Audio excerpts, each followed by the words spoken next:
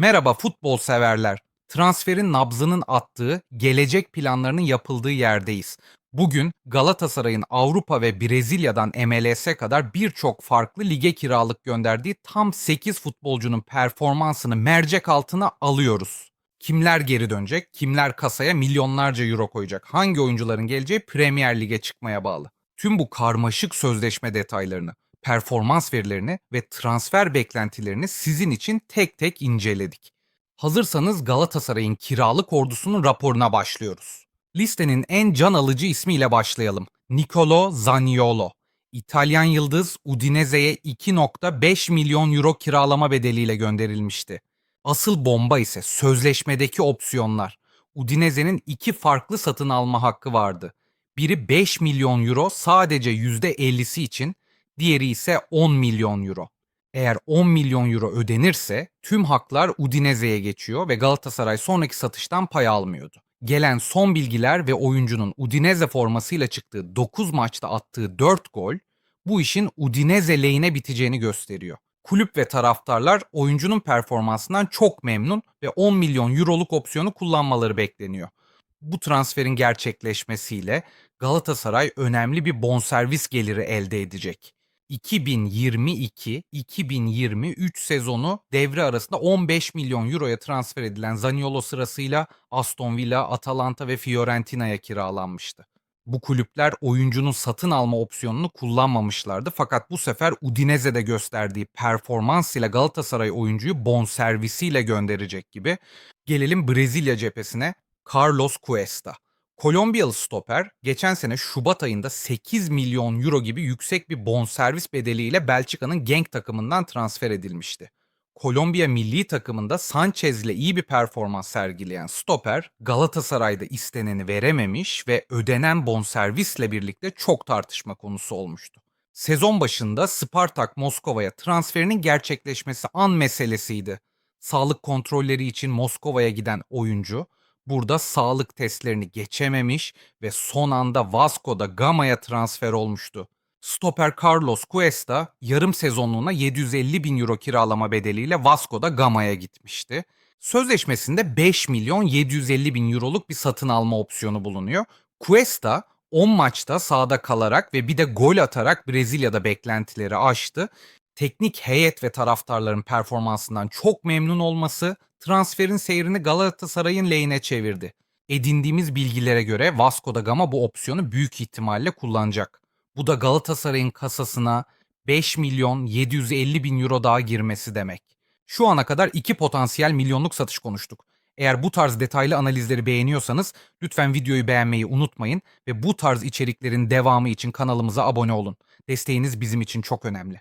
Listenin en rahat transferi ise Frankowski'nin Stade Rennes'e kiralanması. Bir artı bir yıllık kiralama anlaşmasında en kritik madde zorunlu satın alma opsiyonu.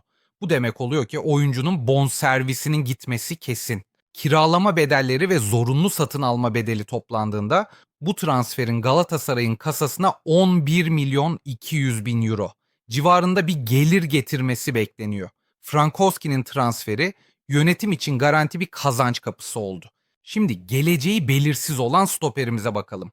Victor Nelson geçen sezon Roma'ya kiralanmıştı ve burada gösterdiği performans ile Roma kulübü Nelson'un satın alma opsiyonunu kullanmamıştı ve sezon başında Galatasaray'a geri dönmüştü. Hellas Verona'ya 650 bin euroya kiralandı ve 8 milyon euroluk bir satın alma opsiyonu var. Nelson İtalya'da 11 maçın tamamına ilk 11'de başlayarak performansından memnun etti. Yeni takımına çabuk alışan Victor Nelson, Serie A temsilcisinin ilk 11'inin vazgeçilmez parçası oldu. Nelson'un formda görüntüsü Galatasaray kanadında memnun etmiş durumda. Ancak opsiyonun kullanımı Verona'nın ligde kalmasına bağlı. Şu an için takımın durumu kritik. Eğer Verona küme düşerse 8 milyon euroluk bu opsiyon boşa düşebilir ve Nelson yüksek bir maaşla geri dönebilir. Galatasaray'ın planları arasında yer almayan Victor Nelson'un sarı kırmızılılarla 2027 yazına kadar kontratı var. Benzer bir kader genç sağ bek Elias Yelert için geçerli. Geçen sezon 9 milyon euro artı bonuslarla Kopenhag takımından transfer edilen Elias Yelert, Galatasaray'da isteneni verememiş ve fazla forma şansı bulamamıştı. Ödenen bonservis bedeli aynı Cuesta gibi çok tartışma konusu olmuştu. Bu sezon başında Southampton'a kiralanan Yelert için 8,5 milyon euroluk bir satın alma opsiyonu belirlenmişti. Ancak bu opsiyonda Southampton'ın Premier Lig'e yükselmesine bağlı. Şu anda Championship'te 17. sırada olan kulübün Premier Lig'e çıkma ihtimali oldukça zor görünüyor. Southampton devre arası yapacağı transferlerle playoff şansını zorlayabilir. Yelert'in 4 maçta 169 dakika oynaması ve henüz skor katkısı yapamaması da eklenince Yelert'in sezon sonunda Galatasaray'a dönmesi bekleniyor. Listemizin en karmaşık sözleşmesi Wilfried Zaha'ya ait. Fenerbahçe'ye transfer olacakken araya giren Galatasaray, Zaha transferinde Fenerbahçe'ye adeta transfer çalımı atmıştı. Fakat gösterdiği performans çok eleştiri konusu oldu ve yüksek maaşı ile beraber çok tartışıldı. Oyuncu Charlotte FC'ye kiralanırken Galatasaray'a 2,8 milyon dolar kiralama bedeli getirirken kendi alacağından tam 3,17 milyon eurodan feragat etti. Sözleşmenin uzaması 15 maça çıkmasına bağlıydı. Zaha'nın yüksek alacağından feragat etmesi bu kiralamanın Galatasaray'ın mali yükünü hafifletme amaçlı olduğunu net bir şekilde gösteriyor. Son olarak iki genç isme kısaca değinelim. Samsunspor'un Galatasaray'dan sezon başında büyük savaşlar verip kadrosuna kattığı Eyüp Aydın Lig'de henüz süre alamadı. Teknik direktör Thomas Reis'in genç yıldıza ne zaman şans tanıyacağı merak ediliyor. Kulübe yakın kaynaklardan edinilen bilgilere göre. Alman çalıştırıcının Eyüp'ün antrenman performansından memnun olmadığı ve bu yüzden forma vermediği yönünde.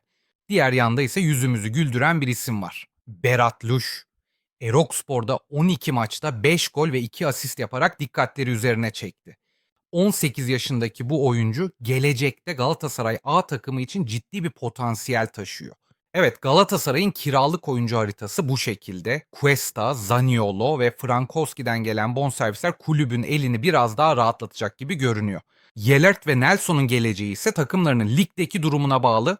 Fakat çok iyi performans gösterirlerse her şeye rağmen transfer edilme ihtimalleri var.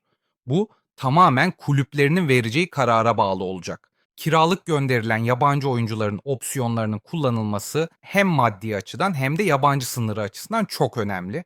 Dileriz bu oyuncular gittikleri kulüplerde iyi performans gösterirler ve sezon sonunda Galatasaray'a dönerek hem maddi hem de yabancı sayısı açısından sorun çıkartmazlar.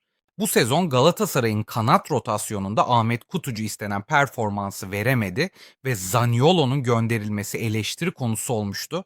Peki sizce hangi oyuncu geri dönmeli? Devre arası transferi için sizce Atalanta'dan Lookman sizce transfer edilmeli mi? Veya Zaniolo geri mi dönmeli? Yorumlarda düşüncelerinizi mutlaka belirtin.